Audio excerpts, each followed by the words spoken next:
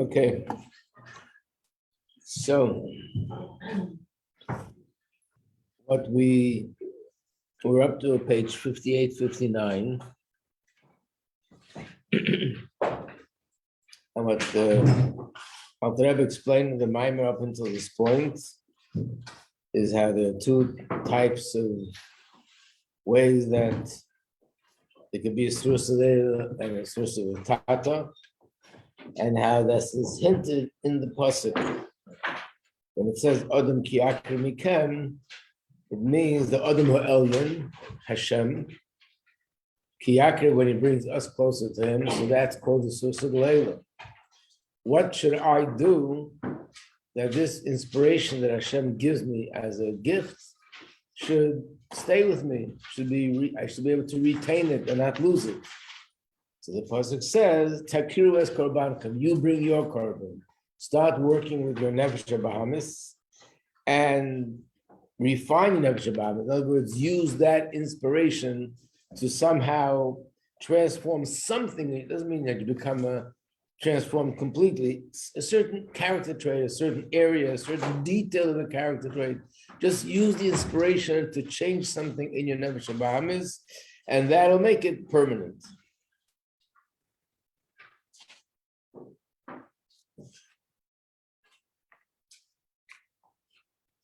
Now, based on what was just explained, page 59.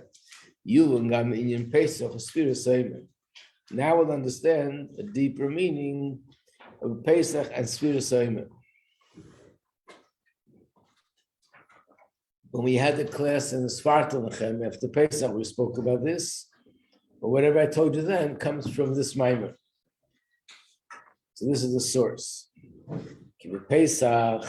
What happened on Pesach? This is called the Serusa de Le'ela. The Iyar is Serusa de Le'tata. So, if you remember, also Pesach time, we spoke about the difference between Nisan, which is the head of the year as far as the months are concerned, and Tishrei, which is the head of the year as far as the year is concerned. And we said that in the Siddur it says that the difference between the two is Tishrei is Milmata Lamaila, from down up, and Nisan is Milmaila Lamata, from up down. And it means that Tishrei came about through Tshuva. What happened was that Hashem gave us the Torah. The Yidden worshipped the Egel Azov, the golden calf. As a result of that, the luchas were broken, and then we needed to do Tshuva. And there was one set of 40 days, and that didn't accomplish it. And there was a second set of 40 days where the Yidden did Tshuva, and eventually Hashem forgave us, and that day was Yom Kippur, and on that day He gave us the Torah a second time. So what we have on Tishrei comes as a result of our Aved of Tshuva. It's Mamar Tolamayla. But Nisan is different. We didn't do that kind of Aved. On the contrary, we were on the 49th gate of impurity. And not only the 49th gate, but we were at the borderline of gate number 50, which once we would have descended so low, it would have been irreversible. So we were at the lowest point spiritually. And nevertheless, Hashem revealed himself to us in a way like it never happened before or after, which means it was purely from him. This was the Leila. So what defines Nisan and Tishrei or Pesach or Rosh Hashanah is that Nisan is Mamayla Lamata. And then in the class we pointed out a number of things where we see the same idea, how Nisan is Mamayla Lamata. So Pesach is Rusa de Le'ela, this Iyar is Rusa de Le'tata. Pesach was an awakening from above because we didn't do the kind of Aveda that would warrant such as Galus of Hashem to be so revealed.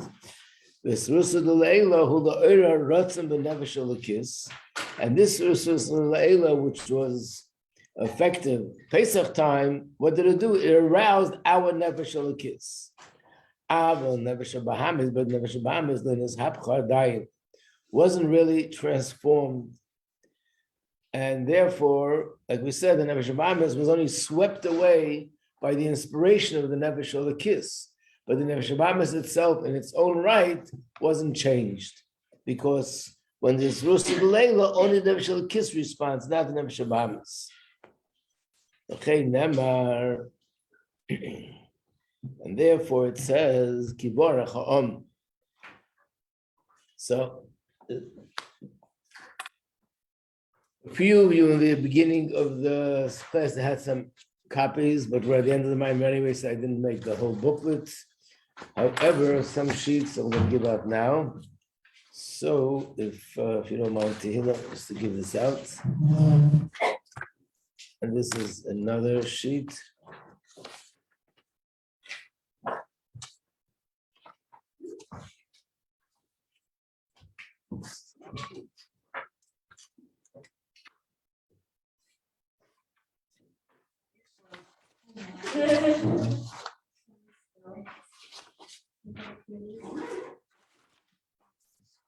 So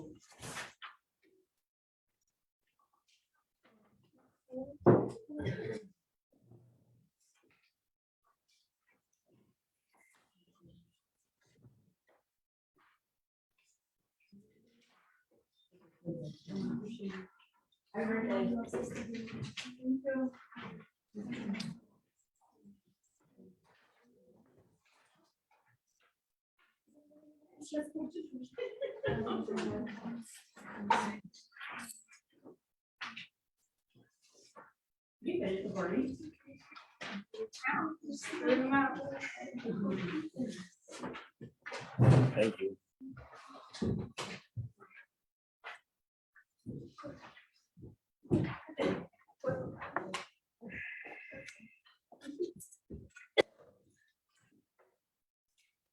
So the sheet that I'm giving out first, page one that's on page 44. You can take this. This is one sheet, and this is another sheet. So this is a pasuk where it talks about Yitzis Mitzrayim. The Yidden left, and then Paro thought they're going for 3 days. Look at the one that says 44 on it. By Yugad L'Melech Mitzrayim, and it was told to the king of Mitzrayim, Ki Barach Ha'am, that the people ran away, and then Paro started to chase after them. So the Alter Rebbe in Tanya asks, and why did it have to happen in such a way that they ran away? In fact, we know that this is a very big part of the holding of Yitzis Mitzrayim. How do we know this? Because there's a pasuk regarding the future redemption, regarding Geula through Mashiach. The pasuk is in the Haftarah, which we read on Achon Pesach, which talks all about Mashiach. And it says that when Mashiach will come, you won't be running away, you'll be walking away slowly and calmly.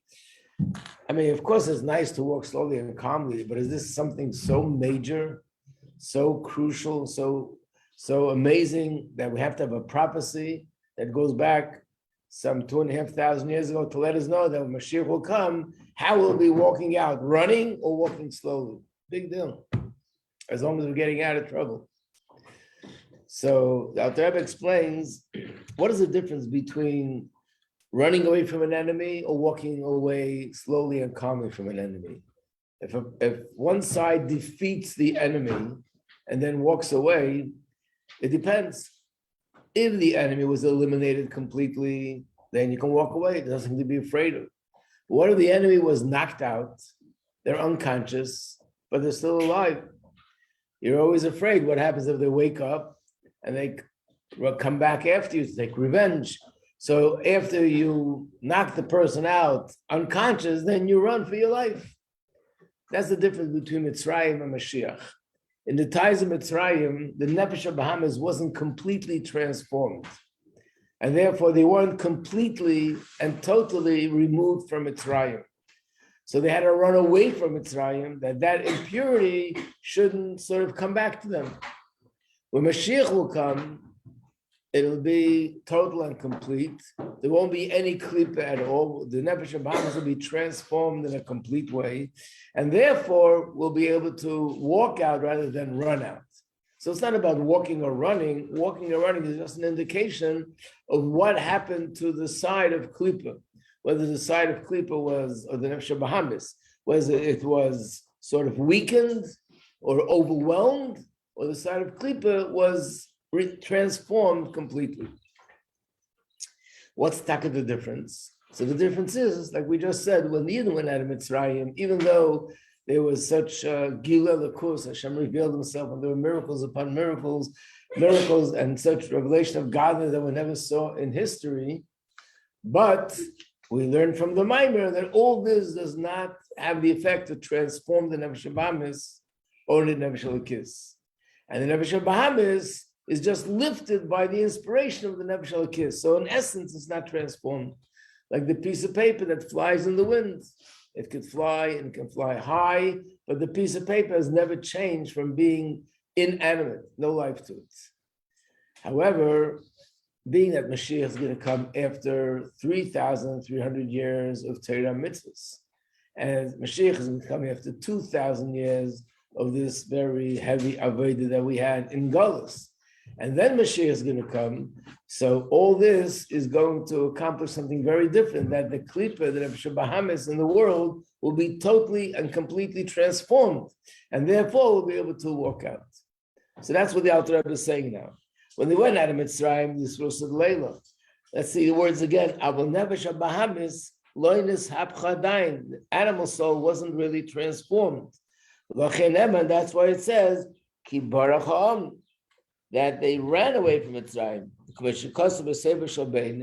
Alter Rebbe explains this in Tanya, Seif Perik Lamed Aleph, at the end of chapter 31.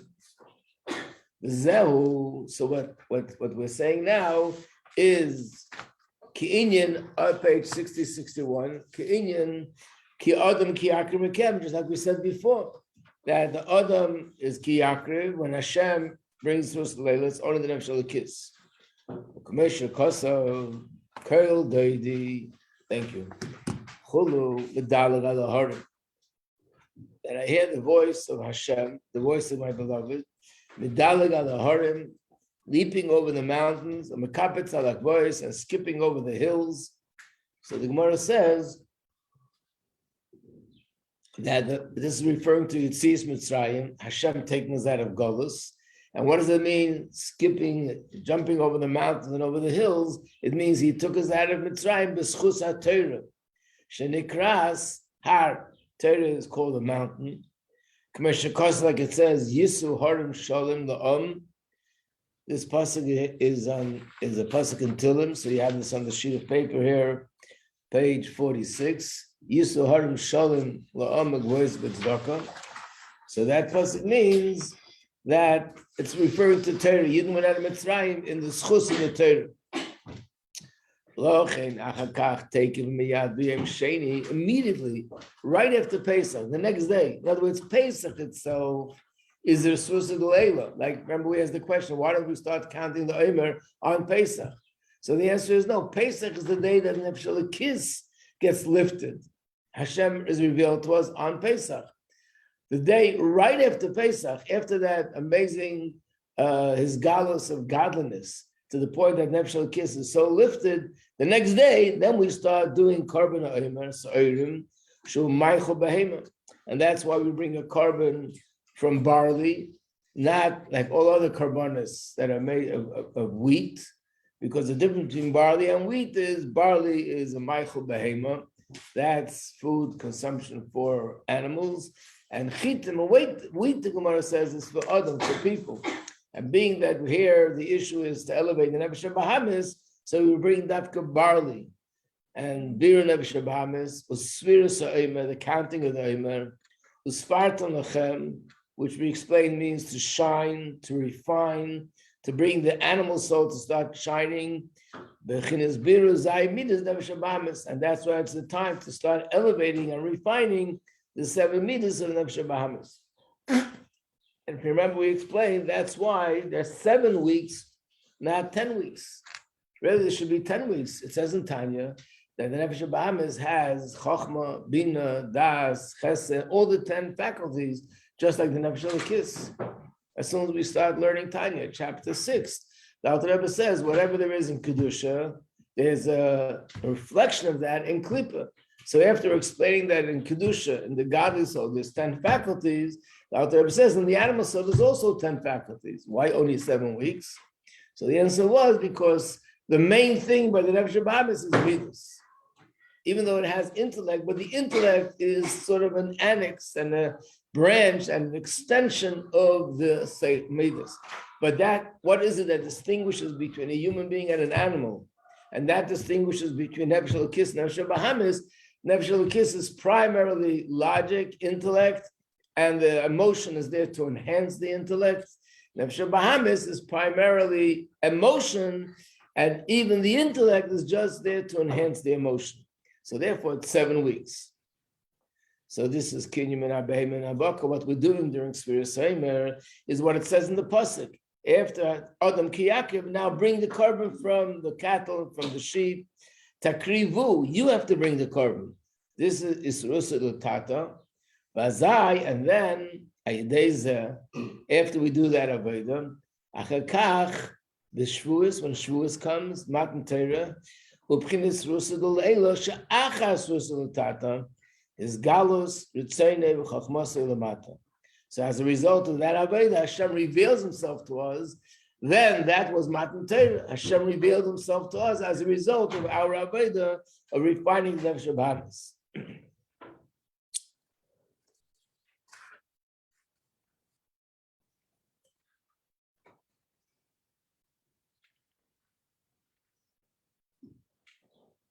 So now he's going to explain another thing.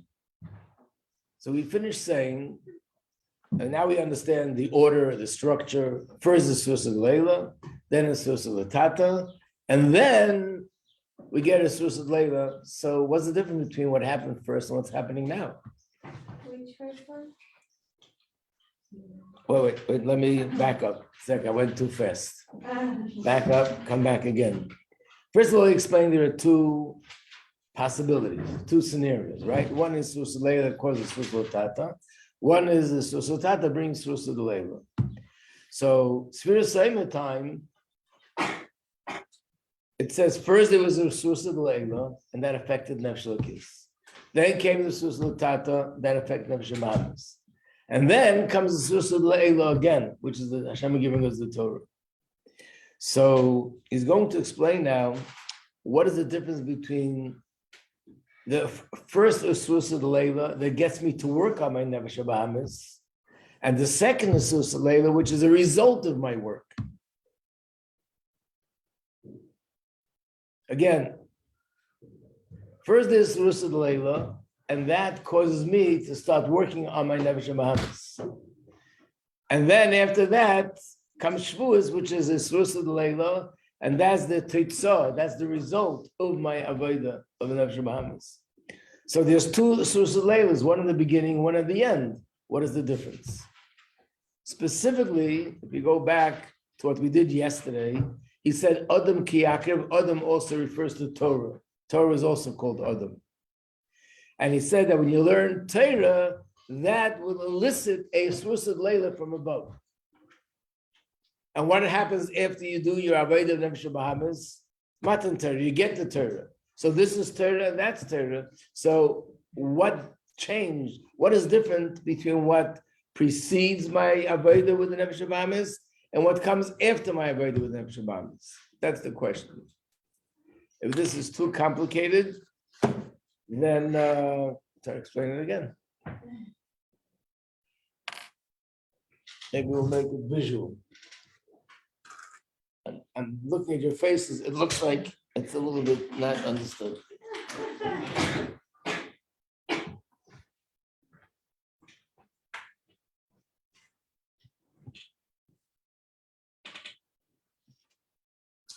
So this is one.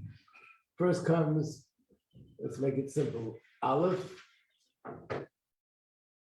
We'll make the acronym the way it's in Exodus. Is Arusa the Le'ela, which means an awakening from above. Maybe we'll look at this and say this is Pesach. Then two,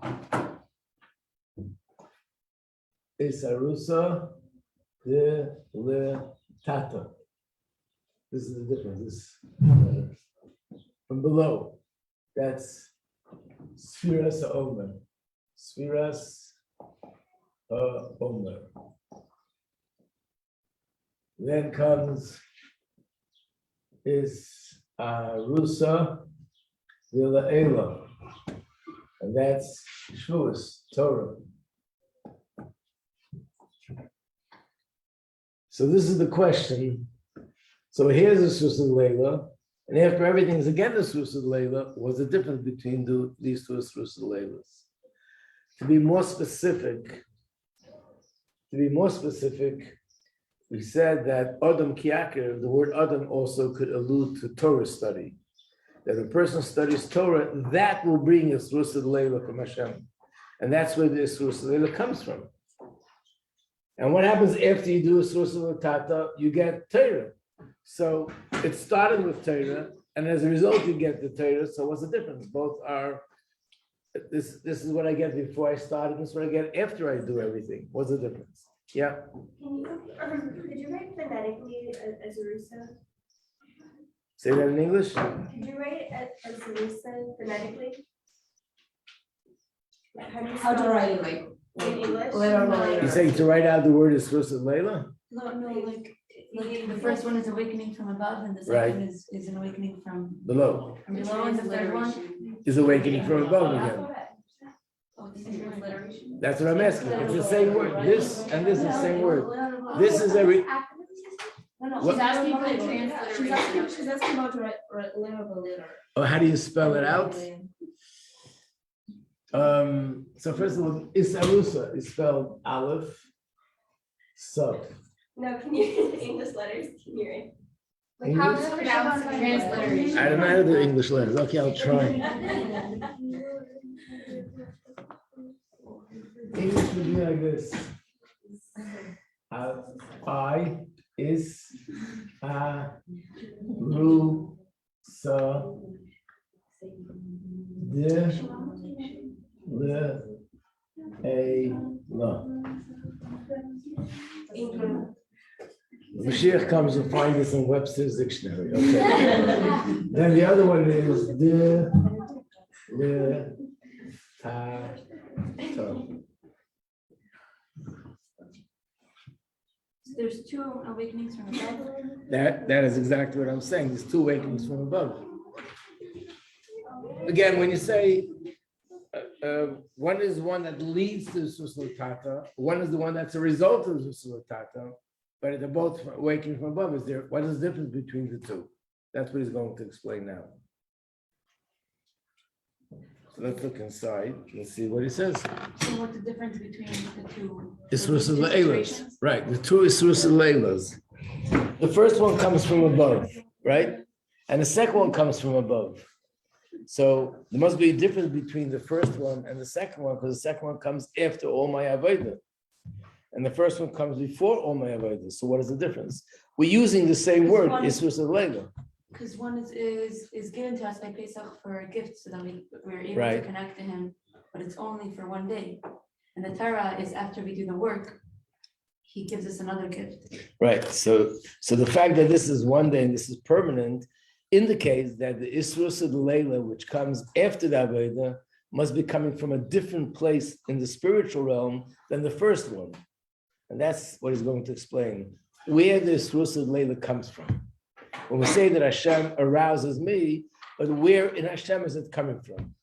In other words, there are different levels in the spiritual realm, one higher than the other. So he's going to explain now what are those two different levels. One that comes before and one that comes after. So the one that comes after would be after we do the work, Yeah.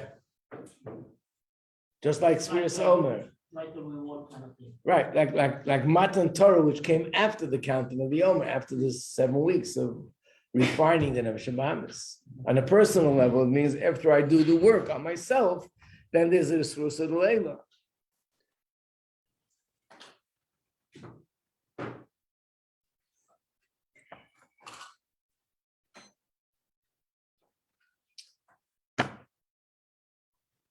So let's see the words aside, 61. And again, to make the question stronger, once he explained that this Rusa Leila that we get before the work is actually Torah, and then he says this Rusa Leila comes after the work is Torah, so it sounds like it's Mamar the same. Must be a difference.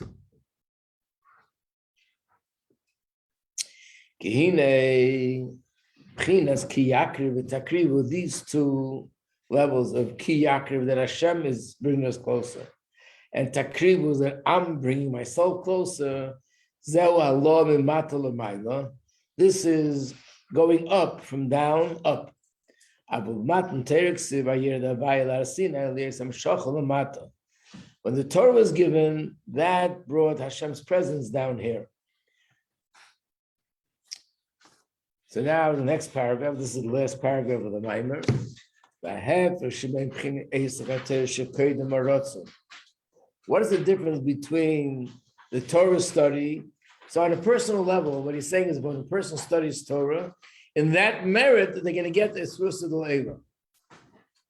And once they get the Isrus Leila, they start working on the Nefesh Bahamas. And once they start working on the Nefesh Bahamas, they're going to get Torah, more Torah. So what is the difference between before and after?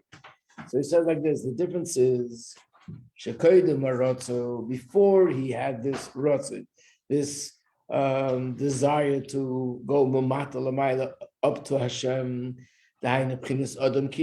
so we said this is the meaning of Adam ki Yakriv, that the Adam ha'elyon, the Adam from up there, is bringing me closer. But the Torah study that I will experience after I refine my nefesh habahamis, and after I had this rotzui, and after I transformed nefesh habahamis, nimshech be'esek hateir mepchinas kilei adam hu, from the level which is kilei adam hu. Lahamshech misham hamshacha chadasha mepchinas adam k'meshikosim makam acher. He's being very brief, but one of the sheets I gave you, if you want to, please look at page 47. So in the middle of the page, you see there's a pasuk underlined. And this is, in this pasuk, this is the story with Shaul HaMelech that we read before Purim, with Amalek, that he didn't do what he was supposed to. And then Hashem said, therefore I'm taking away the kingdom from Shaul, and Shaul was begging, but Shmuel HaNavi said to him these words, Hashem will not relent, Hashem will not change. Hashem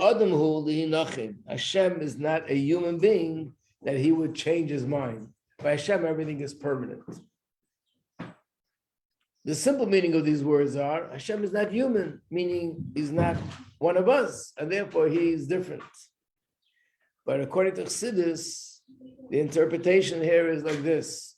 There is a level in the spiritual realm which is called Adam Ha'elyon. What he's telling him now is there's another level which is called Kiloi Adam. It's higher than the level of Adam, which means Adam is Hashem manifesting himself in a finite way, in a structured way, like Adam, that there's faculties, 613 details, organs, and this and that, all in a spiritual way, but it's spiritually finite. Kiloi Adam means a level in godliness that's higher and above Adam, and that's more of the infinite. So this is the difference. It says Adam ki Yakriv. So we have a Susad Leila, which means Hashem is revealing himself to us, but that comes from the level that's called Adam. By us work on Nefesh Bahamis and transforming it, we will merit to have a Susad Leila, but this time it'll come from a higher level, which is higher than Adam. What level is that? That's the level Kiloi Adam that's alluded to in this pasuk. Basically, the difference is this is finite and that's infinite. Adam is in Atzilus, and Kiloi Adam is higher than Atzilus. It's from the infinite realm.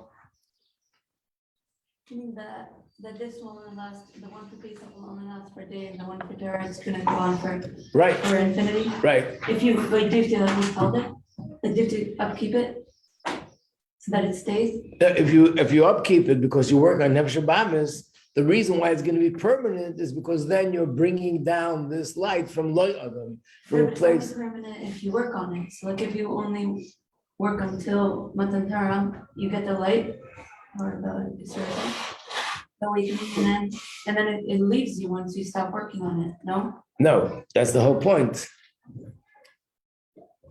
To use the mushal, if somebody is going to reveal some deep secret of Torah to you, a deep insight into the Torah, you never knew this before, and now they tell it to you. Once they walk away, you forget what they told you. Why not? Because whatever they told you, you were able to understand it. It was absorbed in your brain, and now it stays with you. It became part of you. It stays forever.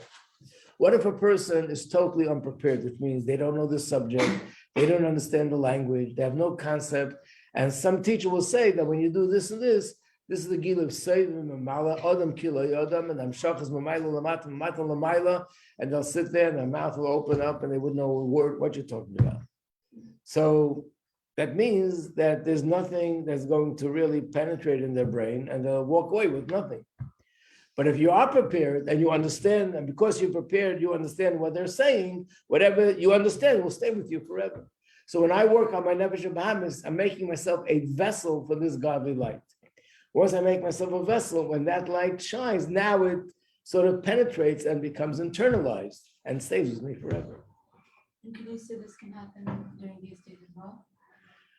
It can happen at all times. In other words, this is a general principle, but the principle and the way it sort of plays out, every person, every time could be so many different ways. On a personal level, it could be a person that something happens. I think I told you this the other day when we were talking about it, that this one of our students described it. Something happened. She got very excited about Yiddishkeit and then got distracted and forgot about it for about a year or two. And then another thing happened, and then this second time, she took it more seriously, and that led to her going to yeshiva and changing her life. So she said the first time it was like the alarm clock rings and you put on snooze. So she closed it. Then 2 years later, after snooze, it starts ringing again.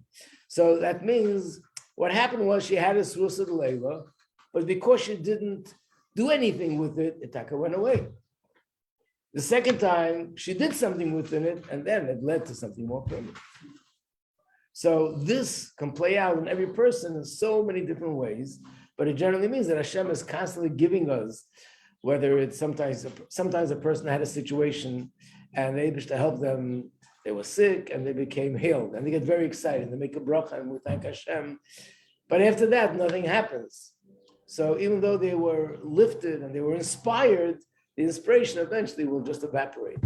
But if out of a result of this inspiration, they do something with the Nefesh Bahamis, they make a change, as a result of that, that inspiration becomes sort of, connected to that change, and the change is what holds on to it. There's just one more thing I want to explain, and that is, we actually had this discussion way in the beginning of the year, and that discussion is applied to this as well. If a person gets an awakening from above, and then they start working on themselves, in a certain sense, that means it's really not a source of tata, it's really a source of labor. Because the whole thing came about because Hashem inspired them. So why are we calling it a source of tata?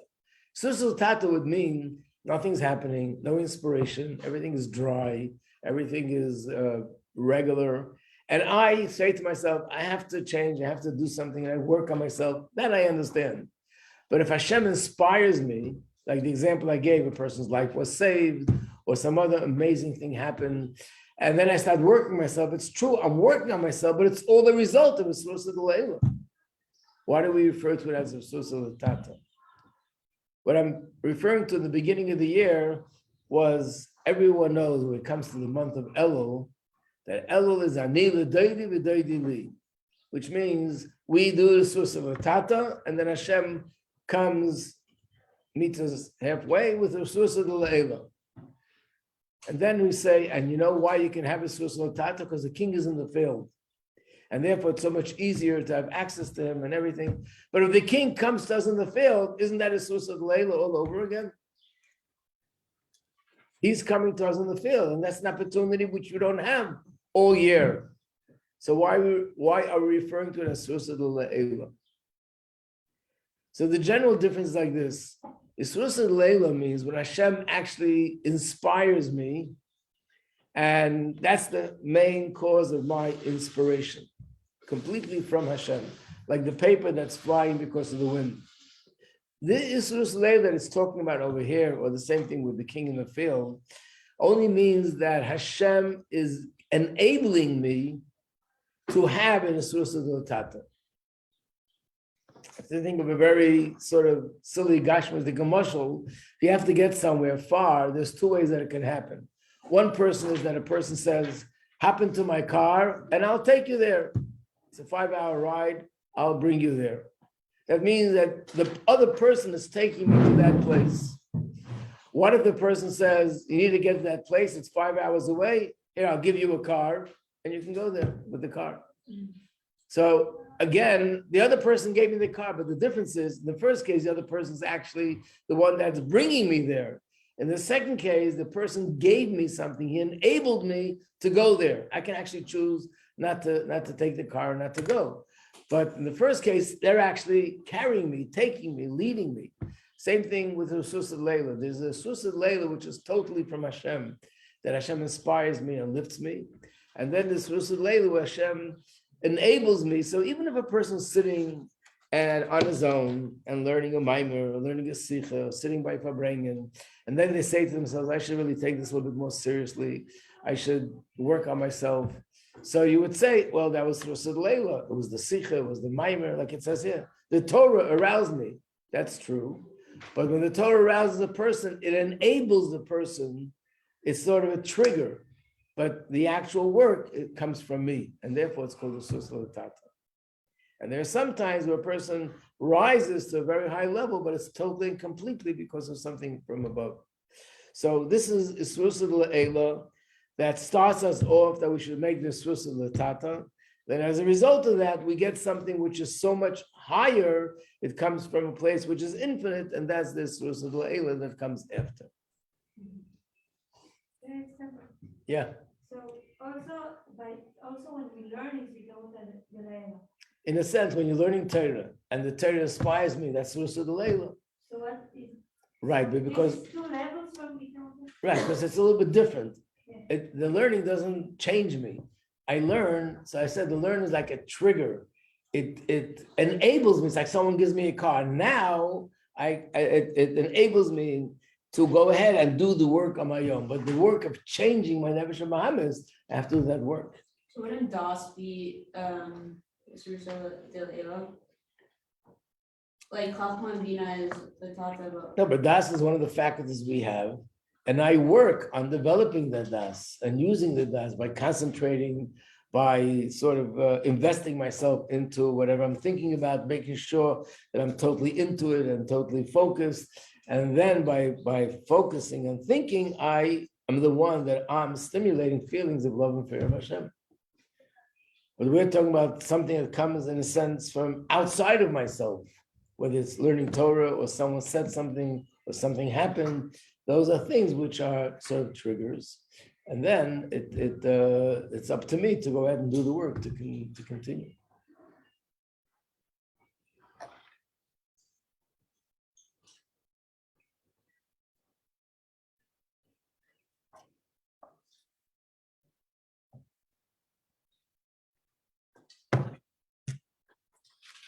So there's the famous Hayom Yom, where it says that it's easier if someone takes me by the hand and leads me. But it's more precious if I do the Avodah myself.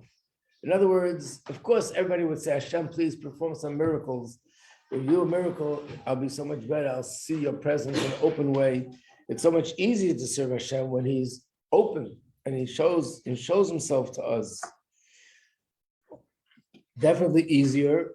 But what's more precious by Hashem is when we do the Avodah V'Susot Tata. That's the most precious.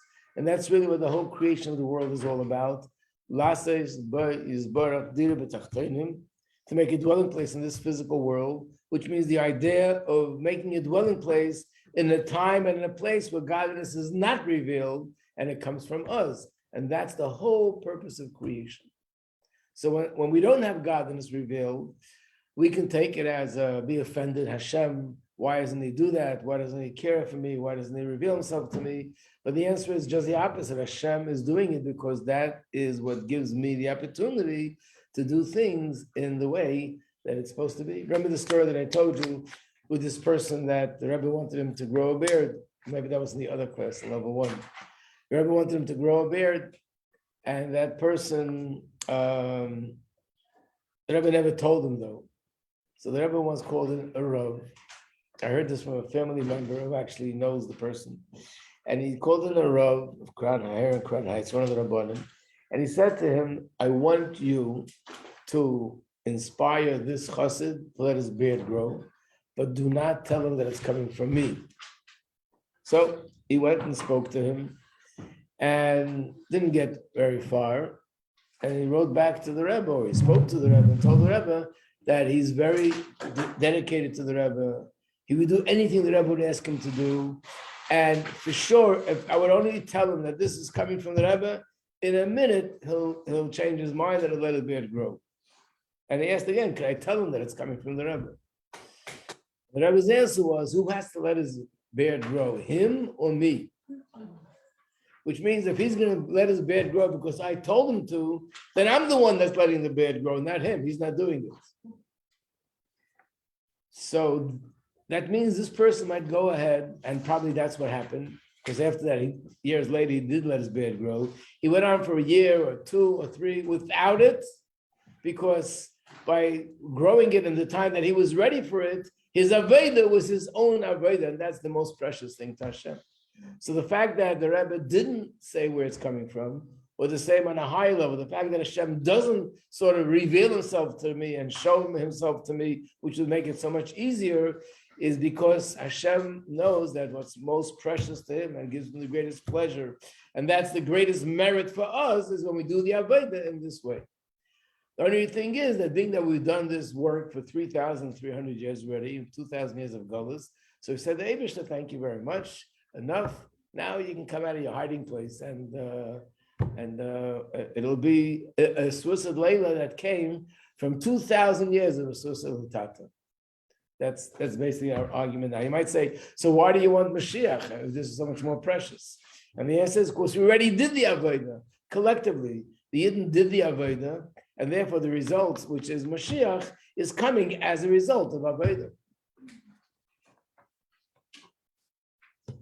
There's actually a very beautiful explanation from the Friedrich Rebbe and the words in the Haggadah.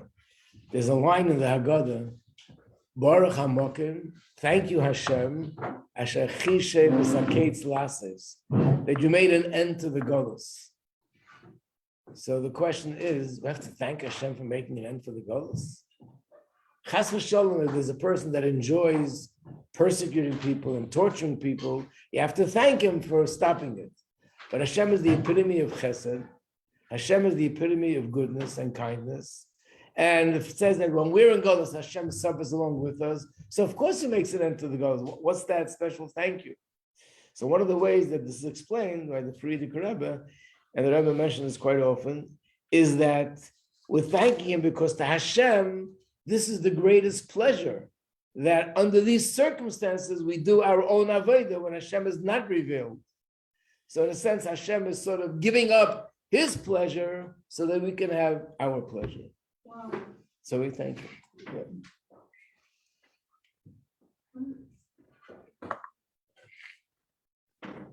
You know what the Cantonists are, right? Those are the kids that were kidnapped by the Russian government. So there was once a chassid who was very involved in saving these children, and someone brought children to him and said that these kids, when they were in that compound where the army is, and they tried to force them to do all sorts of things against Torah, they were holding strong. They were little kids. All they knew was a little bit of Mishnayos. They knew it by heart. And they kept repeating by heart together just a few missions that they learned for who knows how many years. So this Rav pounded on the table and said, because of you kids, we're still in Golis. And he said, what?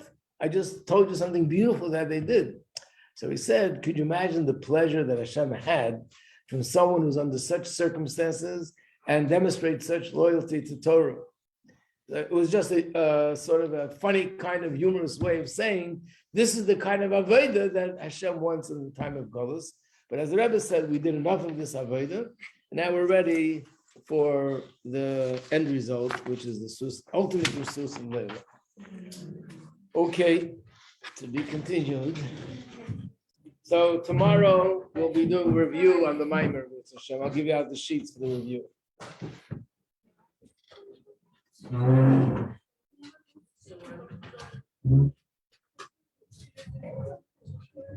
Right now?